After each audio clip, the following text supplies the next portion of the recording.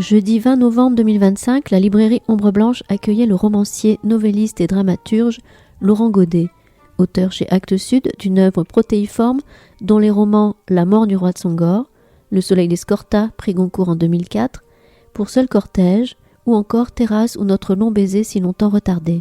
Il y présentait ce jour-là, en dialogue avec Jean-Antoine Loiseau, son nouveau livre, Zem, suite de Chien 51, où l'on retrouve Zem Sparak et Salia Malberg, personnages plongés dans l'univers dystopique de Maniapol, qui permet à l'auteur de tendre un miroir au désastre de nos sociétés, avec malgré tout la possibilité d'une résistance pour peu qu'on puisse combattre le cynisme des hommes. Bonne écoute.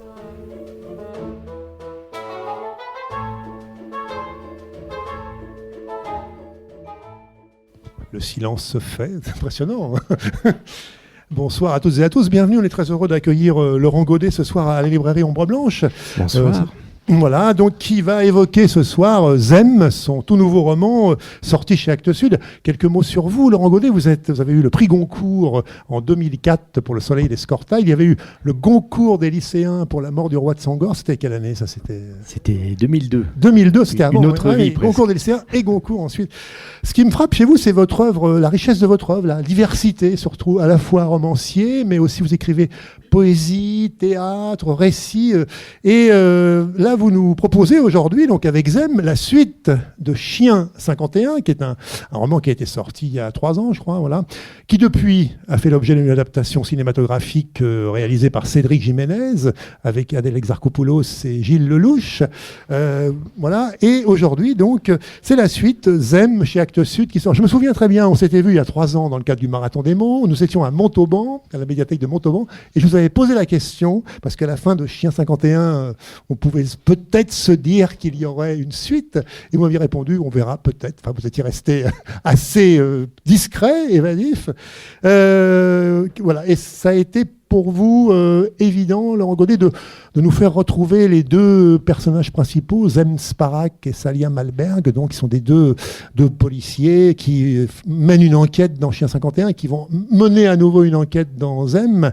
On est dans une sorte de dystopie, mais enfin on va y venir très progressivement. Quel a été Est-ce que l'envie d'écrire la suite vous a saisi, si je puis dire, dès la fin de l'écriture de Chien 51? Alors, rebonsoir à tous. Alors la réponse va vous paraître peut-être un peu paradoxale, mais c'était comme ça dans ma tête. J'ai été persuadé en écrivant Chien 51 qu'il y aurait un 2e volet à ce livre. Je sentais l'univers que j'essayais de poser dans Chien 51 avait besoin encore d'un petit peu de place et qu'il y avait de quoi faire pour un 2e tome. Mais pour autant, j'avais pas du tout réfléchi les choses de manière précise. C'est-à-dire que pour répondre concrètement à votre question, quand j'ai terminé Chien 51 et donc quand Chien 51 est sorti, je n'avais aucune idée de l'histoire qui pourrait être au cœur de ce 2e volet. J'ai pas du tout travaillé en amont en me disant voilà une histoire qui sera sur 2 livres, je la découpe comme ça, le premier livre. Donc après Chien 51, je savais que le prochain roman serait la continuité de Chien 51, mais je me suis vraiment posé la question, quand est-ce que ça recommence? Est-ce qu'on est 10 ans plus tard? Est-ce qu'on est 2 heures plus tard? Est-ce que ce sont les mêmes personnages? Est-ce qu'ils sont plus là et je prends d'autres personnages mais dans le même monde? Je me suis posé toutes ces questions parce que vraiment la page était vierge et j'avais aucune idée préétablie. Il m'est apparu assez vite qu'au fond, je trouvais ça plutôt rigolo de garder Zem et Salia et de faire ce que je n'ai jamais fait, c'est-à-dire d'écrire ce qui allait devenir Zem en fait en partant de personnages qui préexistent. C'est pas du tout comme ça que je travaille d'habitude. Je pense que pour aucun de mes romans précédents, généralement les personnages naissent au bout d'un certain temps de réflexion. Je pars plutôt de thèmes ou de géographie ou de période historique, je réfléchis à tout ça et au bout d'un moment mes personnages commencent à se dessiner. Là pour Zem évidemment du coup il préexistait et ce qui a été une manière assez neuve pour moi de travailler. J'avais Zem et Salia et puis je n'avais rien d'autre et donc il fallait faire avec ça, c'était assez rigolo. Partir des personnages, tout d'abord, en effet. C'est nouveau pour vous. Alors, je vous le disais en entrée de jeu, vous êtes une œuvre très, très diverse, théâtre, poésie. Là, ce sont un roman qui tient un peu du polar, du roman noir. Il y a une enquête. C'est aussi un roman qui nous mène quand même vers une forme d'anticipation, bien que peut-être cette anticipation est de plus en plus proche peut-être de nous. Elle est encore plus marquée avec Zem qu'avec Chien 51. Est-ce que ça participe? Est-ce qu'il y a eu cette envie justement aussi d'écrire, de vous lancer un petit peu dans un roman qui tienne à la fois, bien qu'on retrouve dans ce roman les motifs qui vous intéressent, on va y venir de toute façon au cours de la discussion, mais est-ce qu'il y avait cette envie de diversifier encore les choses et d'aborder peut-être un genre que vous aviez déjà quand même un peu esquissé, mais d'entrer à fond dans le côté anticipation, bien que ce ne soit pas un roman de pure science-fiction, bien évidemment. Ben, oui, moi je trouve que la vie est courte et que donc il faut essayer les choses. J'aime bien l'idée de me promener de livre en livre dans des univers qui ne sont pas les mêmes. Je pense que il y a une espèce d'équilibre bizarre dans le travail d'écriture pour tout auteur entre creuser son propre sillon et donc être dans une certaine forme de, non pas de répétition, mais d'exploration de la même chose pour creuser un peu plus profond, et puis aussi essayer de ne pas s'ennuyer soi-même, de ne pas réécrire toujours le même livre. Donc selon les auteurs ou les autrices, c'est plus ou moins marqué. Moi, c'est vrai que j'aime bien cette espèce de changement. Après, on y reviendra, mais j'espère que de livre en livre, pour celles et ceux qui auraient vraiment envie de plonger dans les œuvres complètes, on retrouve un certain nombre de motifs, de points communs qui font que, oui, je crois que Chien 51 et Zem, même s'ils sont très différents du reste, s'inscrivent quand même, pour quelques raisons, dans l'ensemble de mon travail. Il ne s'agissait pas de dénaturer mon geste d'écriture pour me dire, tiens, à partir de demain, je vais m'inventer auteur de science-fiction. Je ne suis pas un auteur de science-fiction, je ne vais pas le devenir. Je n'ai pas cherché à l'être le temps de 2 romans. C'est pas tout à fait ça qui s'est joué pour moi. J'avais pas cette envie-là. J'avais envie d'explorer des choses qui appartiennent à l'anticipation ou aux policiers, parce que c'est des choses qui me semblent importantes, intéressantes, amusantes, mais pas pour autant de devenir... voilà, je reste sur ma route à moi et j'essaye d'y amener des choses qui peuvent nourrir ou simplement me déplacer un peu, et puis tout simplement me faire apprendre des choses, en fait. J'ai adoré essayer de travailler sur des intrigues policières. C'est un point commun entre Chien 51 et Zem, c'est que dans les 2 cas, les 2 personnages doivent résoudre une intrigue policière. Quelqu'un est mort ou des gens sont morts et il faut savoir qu'est-ce qui s'est passé, qui les a tués. Et ça a l'air de rien, mais rien que cette chose-là est une façon de construire un roman très différente de la manière dont moi je le fais d'ordinaire, c'est-à-dire que l'énigme du meurtre et l'enquête pose d'emblée un jeu avec les lecteurs qui est un peu différent de ce que je fais habituellement. Je ne vais pas être trop long, mais juste tout auteur, je pense, quand il écrit un livre, a plutôt envie qu'on ait envie de tourner les pages pour savoir la suite, plutôt que le contraire. Donc on travaille tous avec cette question de la tension dans la lecture, de comment faire en sorte pour qu'il y ait quelque chose qui naisse et qui donne envie de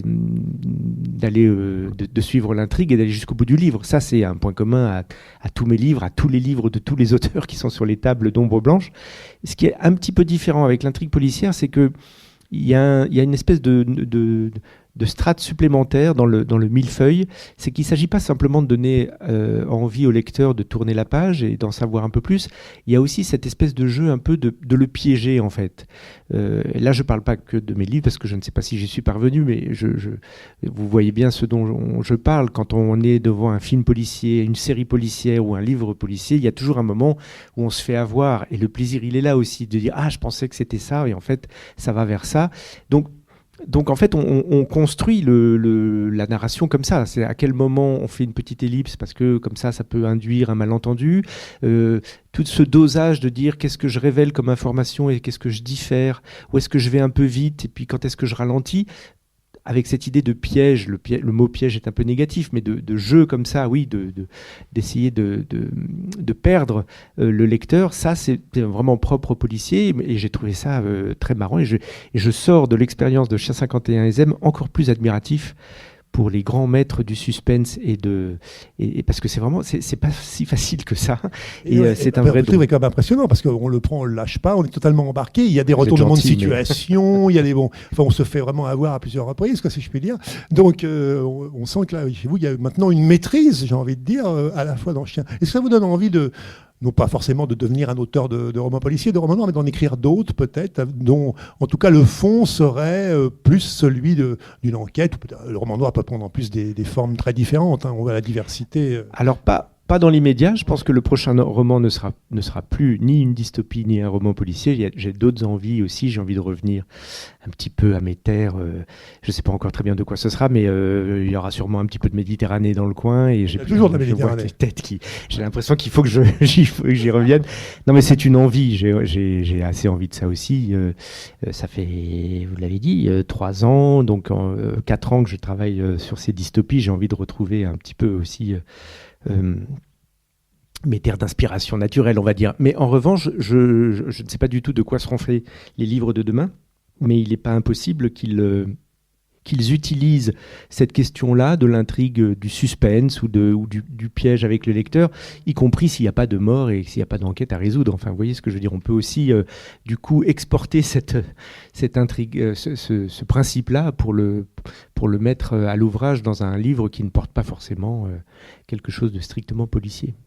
Justement, pour parler de dystopie, ce détour temporel, on peut dire qu'on est un peu, on ne peut pas le dater, mais enfin bon, c'est quelques années, mettons 20 ans, 30 ans, je ne sais pas, on verra, mais est-ce que ça vous permet justement de poser du coup un regard très finalement direct, réaliste sur notre monde, parce que plein de choses sont déjà en place, si je puis dire, et là se développe dans Zem, elle était déjà présente dans Chien 51 ? Mais oui, moi, honnêtement, c'est une des choses qui m'a le plus intéressé dans l'écriture de ces livres-là. Et je ne m'attendais pas à ce que ce soit si prenant pour moi. C'est que, effectivement, ce sont deux dystopies. On est effectivement dans un avenir assez proche. On n'est pas dans Star Trek, c'est pas de la science-fiction, il n'y a pas d'ovni. Mais effectivement, dans une anticipation un peu légère qui permet quand même d'avoir cette torsion, c'est-à-dire que le monde présenté est un monde un peu où les traits sont accentués par rapport aux défauts qui existent déjà dans notre monde à nous. On a été un peu plus loin dans le dysfonctionnement, dans la prise de contrôle de certaines choses. Et c'est vrai que moi, ça m'a passionné de faire cet aller-retour permanent dans le travail, en fait, parce que j'ai pas été chercher bien loin, très honnêtement. Je l'avais déjà dit pour Chien 51, mais je le redis pour Zem, ça fonctionne pareil. La plupart des choses qui sont dans le livre existent, en fait, déjà, existent en petit, existent en minoritaire, si je puis dire, existent en choses qui n'ont pas encore pris le contrôle global sur nos vies, mais qui sont déjà à l'essai ou qui sont déjà en forme de prototype ou de choses comme ça. Et c'est vrai que du coup, forcer un peu le trait parce qu'on est dans la dystopie, imaginer que ces choses-là sont régnantes au lieu d'être au tout début, et que surtout elles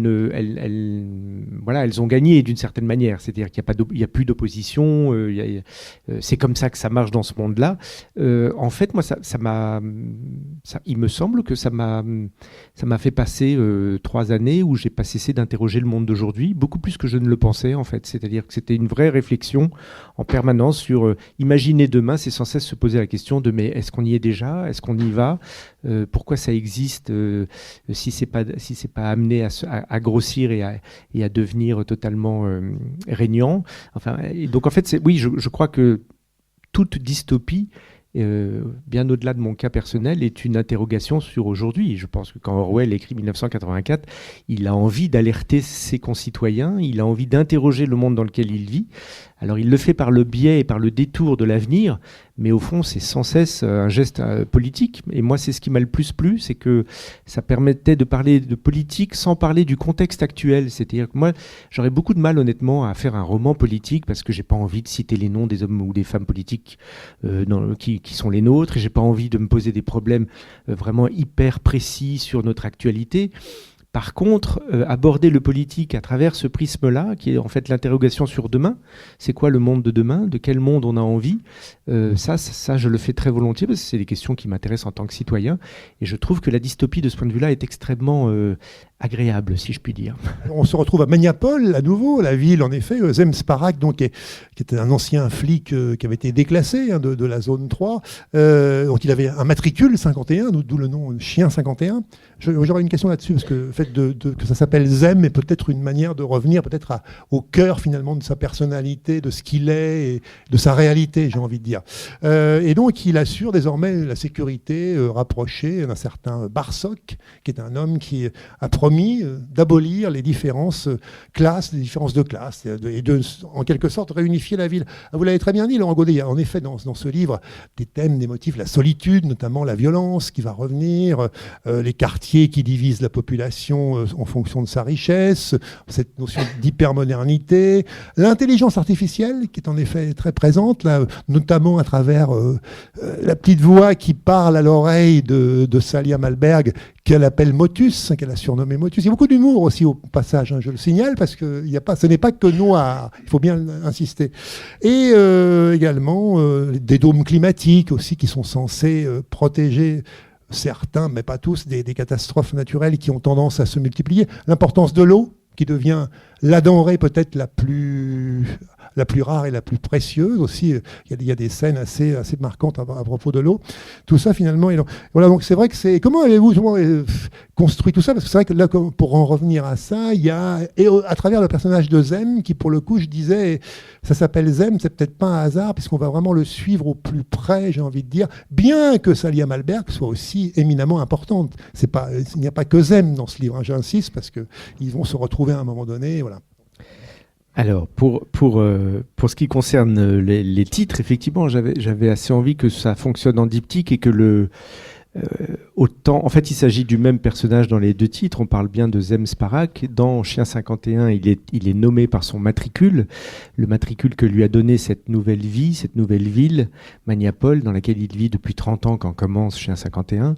Il n'est que cela, il est un flic de matricule 51. Et dans ce monde-là, les flics de la zone 3, la zone la plus dégradée, on les appelle des chiens parce qu'ils sont dans le caniveau tout le temps à renifler les traces des autres. Donc Chien 51, c'est lui, mais c'est vraiment lui d'un point de vue strictement pris par sa fonction et par sa fonction péjorative d'une certaine manière. Et j'avais envie que du coup, dans le deuxième tome, ça soit à nouveau lui qui soit nommé, mais par ce prénom, Zem. Alors, je veux pas trop en dire, mais c'est raconté dans Chien 51, donc c'est pas non plus... Non, mais c'est simplement c'est son prénom, puisqu'il s'appelle Zem Sparak, mais ça n'est pas son prénom de naissance. C'est pas comme ça que ses parents l'avaient nommé. Et ça me semblait important parce que c'est aussi une manière, par rapport à son parcours à lui, qui fait donc une sorte d'arc dans les deux livres, c'est une manière de ne pas... c'est le prénom qu'il s'est choisi lui-même quand il est arrivé à Maniapol. Et donc c'est une manière de ne pas gommer, continuer à vouloir s'appeler comme ça, à revendiquer ce prénom-là. C'est aussi une manière de ne pas gommer les 30 années d'exil qu'il a passé à Maniapol, parce qu'au fond, ça le constitue tout autant que son origine. Donc voilà, Zem, c'est ce personnage. Alors après, sur les questions de dôme climatique, d'eau, juste pour dire, en gros, je ne sais pas, pour celles et ceux qui auront lu Chien 51, le monde de Zem, en fait, on est 3 ans plus tard. Donc le monde n'a pas fondamentalement changé. Il y a cependant 2 changements significatifs. Donc on est toujours dans cette même ville de Maniapol qui semble être, je ne sais pas comment dire, la capitale ou la ville la plus importante de la société monde qu'est Goltex. Et donc oui, les choses n'ont pas changé, sauf que il y avait un homme politique dans Chien 51 qui s'appelait Barsok, qu'on suivait, et dans Zem, il est devenu très très important. C'est l'homme un peu du moment. Et Zem Sparak est devenu son garde du corps. Il n'est plus policier, il est garde du corps. Et ce Barsok, juste pour dire 2-3 choses, a de la bonne volonté, en fait. Moi, j'aimais bien l'idée que ça soit pas un horrible méchant, en tout cas au début, et même à la fin d'ailleurs. Et c'est un homme qui y croit. Alors effectivement, il a envie, vous l'avez dit, de supprimer les différentes zones de Magnapol pour qu'il y ait une plus grande mobilité. Il a envie d'améliorer le quotidien. Donc il y a des grands travaux qui ont été lancés. On repeint les bâtiments en blanc à cause du réchauffement climatique. On réintroduit des animaux dans les rues. Enfin, il y a tout ça qui, de fait, ça peut à la fois prêter un peu à sourire, mais en fait améliore quand même un petit peu la situation par rapport à l'état de la ville dans le Chien 51. Le livre de Zem commence peut-être avec cette espèce d'espoir que des gens ont envie de faire des choses pour que ça soit mieux. Et la deuxième modification par rapport à Chien 51, c'est que par contre, on sent que derrière le dôme climatique, donc la réalité du climat, par exemple, indépendamment de ce qu'essaye de faire Barsoc, ça s'est détérioré. Et donc, effectivement, il y a une tension sur la question de l'eau qui n'existait pas dans Chien 51, parce qu'en 3 ans, les choses ont été un peu vite. Et puis, il y a aussi une tension, on va l'apprendre, sur la question de l'énergie. Alors là, je vais m'arrêter tout de suite, mais c'est juste pour vous dire que... Non, mais juste pour vous dire comment j'ai construit le... Je vous parlais tout à l'heure de thèmes. C'est vrai que moi, j'ai toujours aimé partir d'abord de thématiques. Je me souviens par exemple que quand j'ai travaillé sur Le Soleil d'Escorta, avant même de savoir que mes personnages s'appelleraient les Scorta, je m'étais dit je vais travailler sur la question de la transmission avec une famille, avec plusieurs générations, parce que c'est cette question-là qui m'intéressait. Dans Chien 51, la question qui m'a très vite intéressé et autour de laquelle j'ai essayé de construire le livre, c'est la question de la privatisation, parce qu'il me semble que c'est une question qui est complètement en travail avec nos sociétés d'aujourd'hui et pour, à mon avis, un temps assez long. C'est des questions avec lesquelles on n'a pas fini du tout. Et pour Zem, c'est plutôt la question de l'exploitation. C'est pour ça que je parlais de ressources. Mais l'exploitation, c'est très vaste. Ça peut aller de l'exploitation des sols à l'exploitation des hommes. Et j'essaye de faire que, justement, on se pose toutes ces questions. La question de l'eau, je vais me permettre de lire juste un passage, c'est page 43, donc là on est quasiment au début du livre. J'ai choisi exprès des passages qui ne soient pas trop loin, parce que c'est vrai qu'après... Les journalistes commencent à filmer, le bateau entre dans le grand bassin. Ils prennent l'antenne, annoncent avec un air à la fois enfiévré et festif que le fameux bateau sera bientôt à quai. Ils égrènent tous les mêmes chiffres. 500 tonnes d'eau congelée, 29 jours de voyage à une vitesse de seulement 3 nœuds pour ne pas risquer de faire fondre la glace. 300 000 bouteilles commercialisées dans les semaines à venir. L'eau des 100 000. Une eau qui a connu les mammouths et l'ère glaciaire. Une eau d'avant la pollution humaine, pure comme l'éternité. Ils font concurrence de formules. L'or froid, le diamant des glaces, une gorgée d'éternité, la pureté à portée des lèvres. Ils répètent qu'il n'y en aura pas pour tout le monde, que les spéculations vont bon train sur le prix de la bouteille, que certains sont sur liste d'attente depuis 8 mois. Lorsque le bateau approche du quai, lorsque les marins lancent les cordages pour qu'ils soient enroulés autour des bites d'amarrage dans un jeu complexe de nœuds, tous s'approchent encore. En haut, sur la passerelle, le capitaine apparaît. C'est un homme chevelu, à la barbe blanche. Il plisse des yeux comme s'il n'avait pas vu la lumière du jour depuis longtemps. Il sourit, fait un signe de la main à la foule qui se presse sur le quai. C'est son heure. Il sait que pour quelques instants encore, il est le glorieux chasseur d'icebergs qui rapporte au port son trophée. A-t-il bu de cette eau lointaine ? Tous voudraient lui poser la question, mais les hommes de la marine polaire sont taciturnes. Leur histoire, ils ne la raconteront pas. Ils arrivent de Grotex, ce bout de territoire du Groenland que Goldtex a acheté pour en faire un comptoir. Et ils repartent sans jamais rien dire de ce qu'ils voient. Voilà. C'est sur l'eau, mais c'est vrai que je parlais de l'eau. C'est un bon exemple de ce que je disais tout à l'heure, c'est-à-dire que je suis tombé un jour sur un article dans Le Monde qui se faisait l'écho d'une réalité dont j'ignorais tout, c'est qu'il existe aujourd'hui des chasseurs d'icebergs, voilà, qui vont dans le Grand Nord et qui ramènent des bouts de glace comme ça.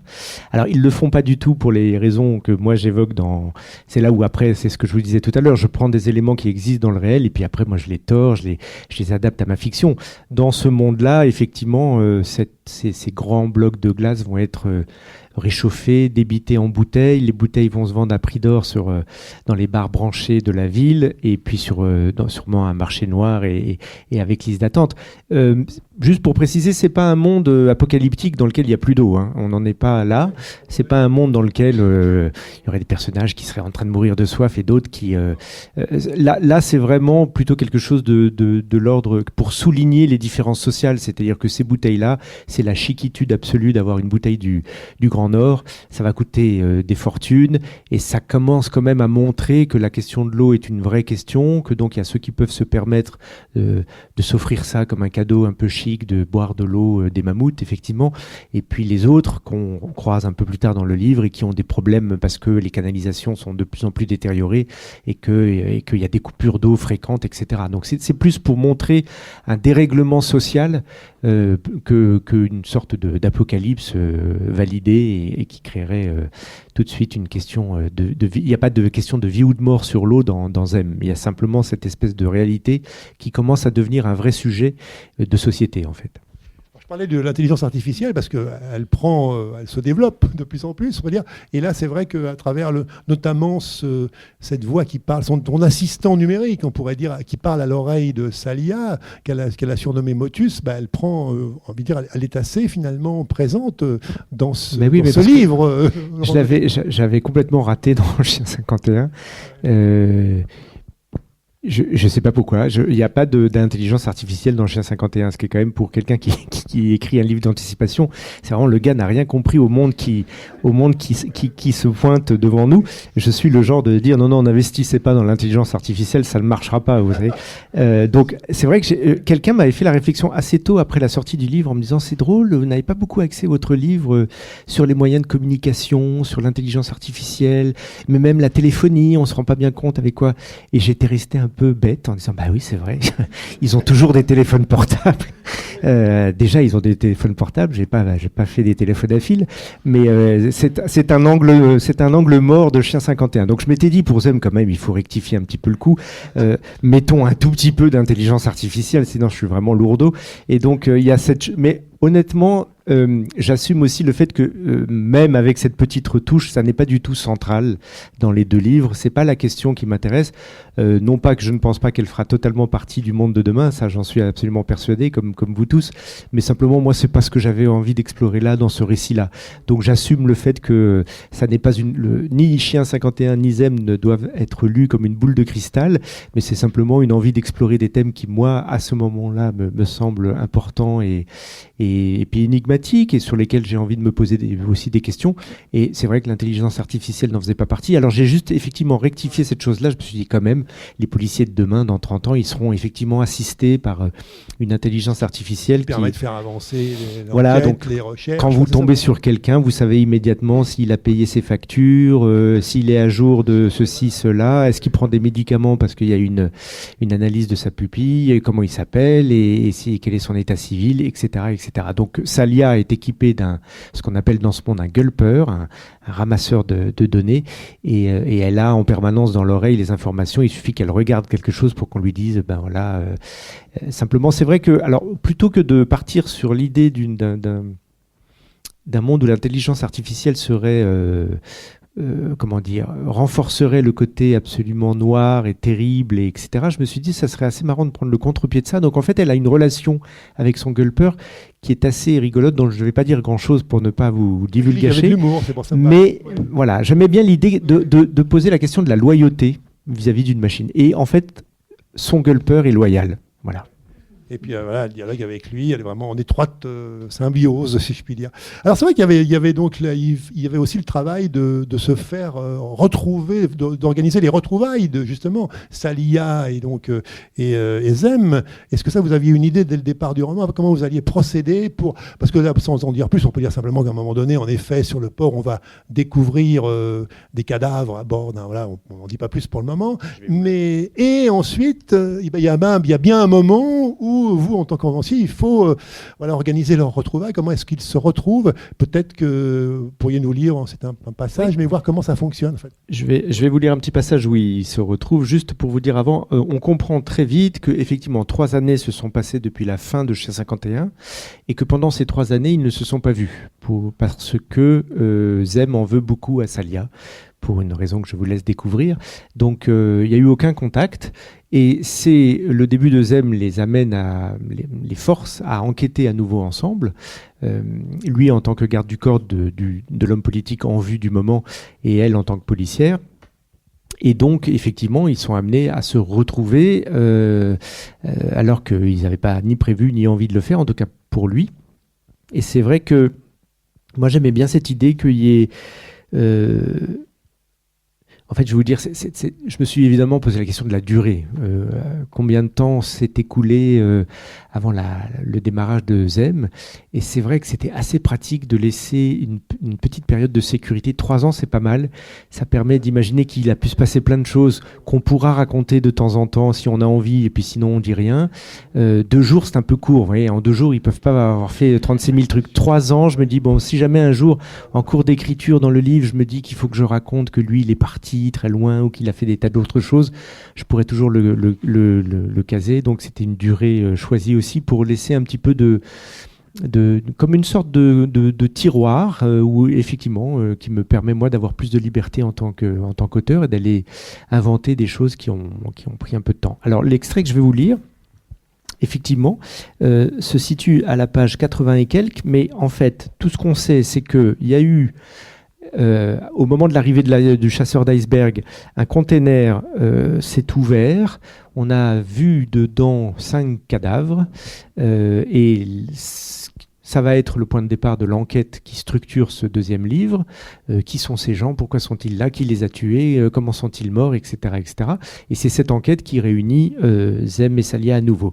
Le petit extrait que je vous lis, c'est la première fois qu'ils se retrouvent tous les deux, tout seuls, après avoir été chargés de l'enquête ensemble, dans l'appartement de Salia, et donc ils peuvent enfin faire un petit point sur tout ce qui s'est passé depuis 3 ans. Et voilà comment ça commence. Donc on est bien chez Salia, c'est elle qui parle. « On fait quoi ?» lui demande-t-elle, assise sur le tabouret devant le bar de la cuisine américaine. Et avant qu'il ne réponde, elle poursuit. « Je te demande comment tu vas? Ce que tu as fait durant toutes ces années? Tu me demandes pourquoi je ne t'ai pas laissé crever ce jour-là dans tes rêveries d'Okios? On s'engueule? On se demande des nouvelles de notre santé? Tu me dis que tu ne touches plus à l'Okios mais que tu bois du TRP le soir? Parce que tu n'as que ça à faire?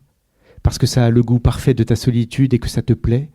Et je te parle, moi, de ce que j'ai trouvé pour me défoncer, et tu ouvres de grands yeux surpris, parce que tu verras, je suis très inventive lorsqu'il s'agit de me détruire, tu n'as pas idée. Je te demande avec qui tu baises? Avec qui tu parles? Avec qui tu prends un verre de temps en temps, alors que je sais très bien que tu ne fais plus rien de tout cela depuis longtemps, parce que nous sommes pareils, Zem, pareils, toi et moi. Et c'est pour cela que ça fait du bien de te voir. Comme ça m'a fait du bien pendant toutes ces années où tu ne voulais plus entendre parler de moi, de savoir que tu existais, que tu traînais ta solitude quelque part, qu'il y avait encore dans ce monde parfait des petits graviers qui ne se dissolvent pas dans le grand tout joyeux. Je ne sais pas ce que tu as mis en moi, Zem, il y a des années de cela, mais cela a peut-être à voir avec la rage ou la résistance. Voilà, ça pourrait se résumer à ça.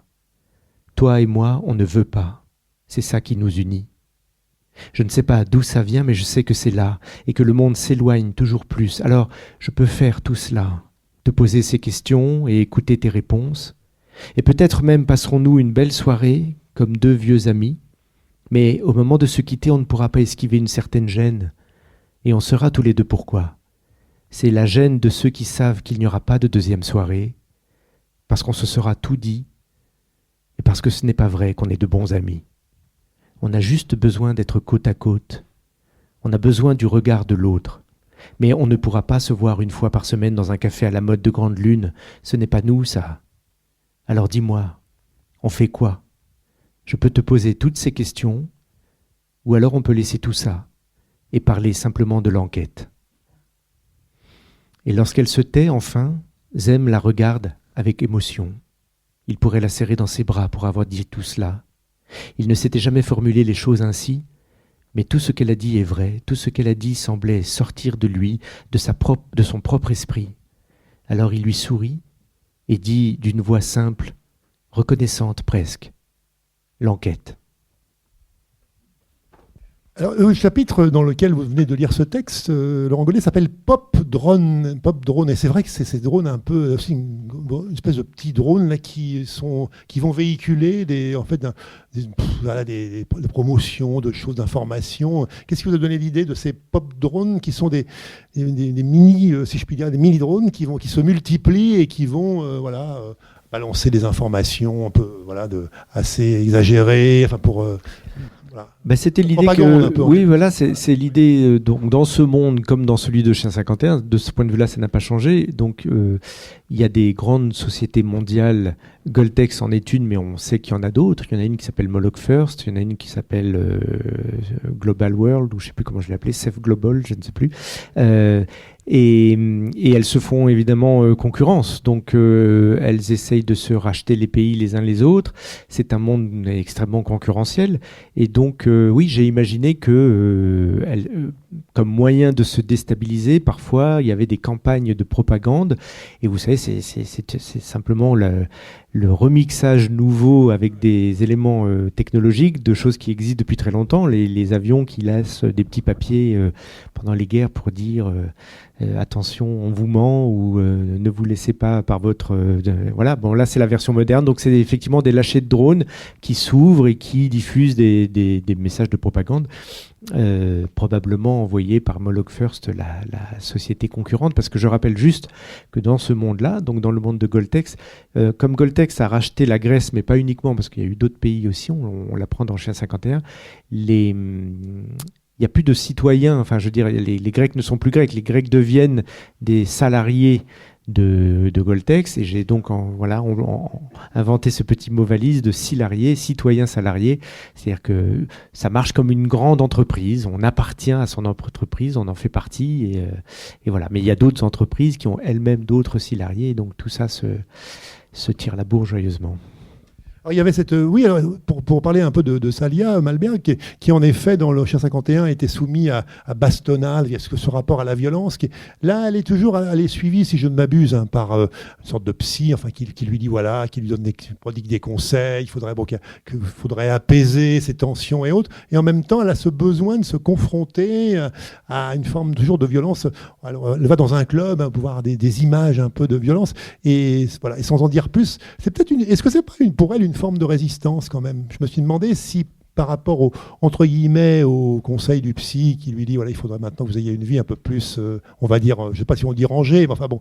Et en fait, elle a toujours ce besoin de se confronter à une violence, à une forme peut-être de... Est-ce que c'est du masochisme? J'en sais rien, mais il y a un truc pour éviter peut-être de se lâcher prise ou... Oui, alors ça prend la forme d'un masochisme au lieu... À la fois, elle fait les deux, c'est-à-dire qu'elle suit le protocole de soins qui lui est imposé, parce qu'en fait, on lui a fait comprendre que si elle n'allait pas voir ce psy, elle ne pourrait pas retravailler. Et donc, comme elle a très envie de continuer à travailler, elle est bien obligée d'y passer de temps en temps. Donc, elle a des rendez-vous comme ça, qu'elle déteste, mais auxquels elle va. Et puis, parallèlement à ça, sans rien dire à personne, elle fait exactement l'inverse, c'est-à-dire qu'elle retourne effectivement dans un club qui pratique ce qu'on appelle le bastonnade. Les bastonnades, c'est ce qu'elle a subi de manière extrêmement traumatique dans Chien 51, de manière très grave et très violente. C'était la projection d'images ordurières, pornographiques, criminelles dans la tête qui l'ont un peu fait exploser. Et elle a encore ça en elle qu'elle essaye de faire disparaître. Mais en fait, elle a trouvé qu'y retourner de temps en temps, faire des sessions encore, ça lui faisait du bien. Et surtout, il y a cette espèce de chose un peu mystérieuse qui est que parmi l'océan d'images horribles à laquelle elle est soumise dans ces séances-là, parfois, pas tout le temps, mais parfois il y a comme une espèce de petite épiphanie où elle voit des images très belles, dont elle ne sait rien, qu'elle ne comprend pas, qui sont des images qui apparaissent non de sait où. Et donc elle y va aussi avec l'espoir de continuer à être en contact avec ces espèces de moments un peu suspendus et assez mystérieux. Moi j'avais envie, effectivement, alors sur la question de la résistance, j'avais envie... Les deux personnages ont un truc avec l'addiction. Dans Chien 51, Zem était un peu drogué aux images d'archives d'Athènes. Il se passait des images en noir et blanc comme ça, comme une manière de ne pas valider sa présence à Maniapol, de continuer à garder un pied dans le passé. Et elle, effectivement, elle a cette addiction à cette forme de violence-là. C'est pas tant la question du masochisme qui m'intéresse que, effectivement, la question de la résistance, un peu paradoxale, mais dans ce monde qui nous veut du bien, parce que c'est de ça dont il est question dans Maniapol, c'est Goltex veut notre bien. Goltex a tout prévu, y compris les séances où il faut faire l'amour parce que ça fait du bien au corps et à l'esprit. Et ben peut-être que se faire du mal est une manière de résister à cette espèce de voix maternelle horripilante et tyrannique en fait.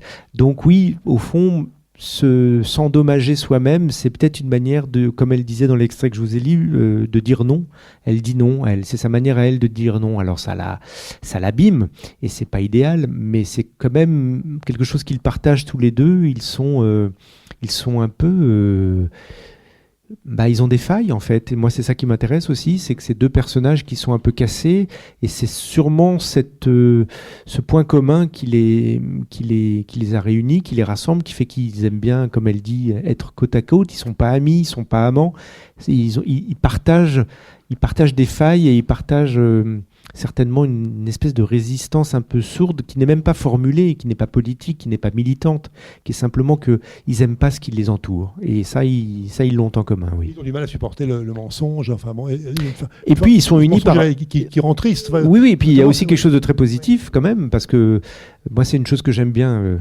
C'est qu'ils sont tous les deux mus par l'envie de continuer à faire leur travail et de savoir d'aller sur le chemin de la vérité. Ce qui n'est pas gagné dans un monde aussi désespérant. On pourrait aussi imaginer des personnages qui disent mais qu'est-ce que ça peut faire qu'on sache ou pas qui a tué un tel. De toute manière, il y aura des morts demain et après-demain, et laissons tomber. Allons boire une bière. Ils sont très très attachés à continuer à enquêter. Et ça, c'est quelque chose que moi j'aime beaucoup dans toute trame policière en fait. C'est que je crois que même si le monde est très noir, je parle là aussi bien de cinéma, de séries et de romans, même si on est plongé dans vraiment quelque chose d'assez désespérant par la noirceur des actes ou des âmes, le fait qu'il y ait des gens qui enquêtent, et c'est souvent des policiers, mais pas que, c'est quand même toujours une marque d'optimisme du polar. C'est un espèce d'optimisme un peu noir, mais il y a encore des gens pour qui ça a du sens en fait. Tant qu'il y a ça, je trouve que le tout polar est encore porté par en fait par de l'optimisme, au sens où ça n'est pas un espèce de nihilisme, encore une fois, où un des personnages, le pire policier du monde, ça serait un film ou un roman policier où au bout de 30 pages, le personnage disait allez, on laisse tomber, rentrons chez nous. Alors là, en tant que lecteur, on se dirait c'est vraiment, il n'y a plus rien à faire, quoi. Et cette espèce d'obstination à vouloir connaître la vérité est quand même porteuse. Ça veut dire qu'il y a un sens de la justice, ça veut dire qu'il y a un sens de la réparation, mine de rien, même si c'est pas dit, ça veut dire que les personnages portent ça. Et je pense que Zem et Salia, tout fracturé et en morceaux qu'ils soient, ils portent encore cette espèce de rectitude, en fait. Il y a une énergie déployée de la part de tous les deux. Quand ils sont amenés à nouveau à enquêter, on sent chez eux, ils ont envie d'y aller, quoi. C'est vraiment ce qui les meut. Ah oui, à un moment, Madame Gobi, là, qui est un des personnages du livre, dit, vous savez pourquoi je suis triste ? Moi, je ne sais pas, je ne me l'explique pas. La solitude, je la connaissais déjà, cela ne me change pas. C'est le mensonge, peut-être. Vous croyez que ça peut rendre triste, le mensonge ? Oui, Salia le croit, parce qu'elle est gagnée par la même tristesse face à ce qui l'entoure. Je crois qu'il y a un autre moment aussi, elle dira aussi tout ce que nous voyons, un truc, voilà, tout ce que nous voyons, mais que nous ne pouvons pas dénoncer. Enfin bon, voilà, ça, finalement, ça nous rend triste pareil. Merci beaucoup, Laurent Godet. Merci à vous.